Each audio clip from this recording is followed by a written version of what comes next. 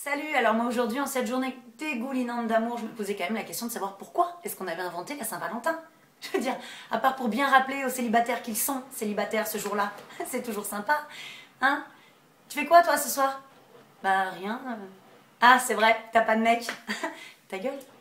Non vraiment, ta gueule en fait. Non parce que même si t'es en couple, faut savoir une chose avec la Saint-Valentin, c'est que c'est une bonne excuse hein, pour s'engueuler. Ah si t'en cherchais une? Tu l'as trouvé? Ah bah bien sûr, la Saint-Valentin, c'est le koh-lanta du couple. Ce soir, mon gars, sache-le, tu passes l'épreuve d'immunité. Prépare-toi, sois fort. Non, sincèrement, les hommes et les femmes, en matière de Saint-Valentin, ne sont pas calés du tout. Faut le savoir, quand tu poses la question à un mec normalement constitué, dans 99% des cas, il te répond ça. Attends, ça va, et la Saint-Valentin, c'est une fête purement commerciale. Avec moi, mon amour, la Saint-Valentin, c'est tous les jours. Au fait, on mange quoi?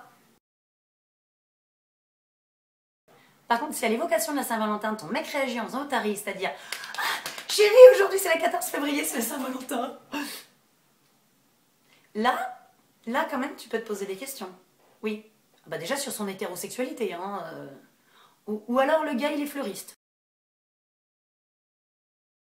Et par contre, il y a un truc qui est très rigolo à la Saint-Valentin avec les gonzesses, c'est qu'en fait, elles disent un truc, mais elles en pensent un autre. Oui, bon, je te l'accorde, il n'y a pas qu'à la Saint-Valentin qu'elles font ça. Ok. Mais elles ont toujours tendance à dire à leur mec ouais, non, tu sais, moi, la Saint-Valentin, je m'en fous. Hein. Ça me passe là, non. Non, le plus important, c'est qu'on soit tous les deux. Ouais. C'est faux. C'est faux. Fais attention. Si tu rentres du travail ce soir et que tu n'as rien prévu, ni même un petit SMS dans la journée pour le souhaiter une bonne Saint-Valentin, tu vas mourir. Oui, oui, tu vas mourir. Prépare-toi. Quoi? Rien pour la Saint... Pour une fois que j'avais un mec à la Saint-Valentin. Pour une fois, tu sers à rien. Tu sors. Tu sors, je m'en fous, j'appelle toutes mes copines. T'es un goujat. Non, par contre, si je peux me permettre un petit rappel hein, pour les garçons, faudrait voir arrêter de nous prendre pour des saucisses, hein, avec des excuses bidons du type oh chérie, c'est la Saint-Valentin aujourd'hui, mais dis donc, j'avais complètement oublié. Mais ils ont changé la date ou c'est tous les ans le 14 février? Comment ça se passe? Non, là, tu nous prends pour un lapin de 6 semaines. Là. Attention. Hein. Oui, parce que à moins quand même de vivre en Papouasie-Nouvelle-Guinée, d'être aveugle et sourd, ça peut arriver. Tu le sais que c'est aujourd'hui la Saint-Valentin. Après, évidemment, il n'y a pas de Saint-Valentin idéal. Je veux dire, soyons réalistes, on ne peut pas demander au mec de prendre une journée de RTT afin d'éplucher des roses et de transformer ton appart en succursale Interflora. Tu sais, comme dans les films américains. Tu sais, les mecs, ils préparent comme ça de l'entrée jusqu'au lit, plein de pétales. C'est marrant, mais je me suis toujours posé une question. Qui ramasse les pétales après? Alors ce qui me fait rire, moi, avec la Saint-Valentin, c'est que je sais pas si t'as remarqué, mais les mecs, ils sont toujours radins ce jour-là. Ah oui? Il n'y en a pas un qui veut dépenser 10 € pour t'acheter un petit bouquet de fleurs, hein? Ah non! Par contre, dépenser 100 boules tous les week-ends en vodka avec les potes ou au poker, ça c'est marrant, ça passe tout seul. Marrant, ça. Voilà. Bah, tu vois, moi, par exemple, pour la Saint-Valentin l'année dernière, j'ai reçu ça.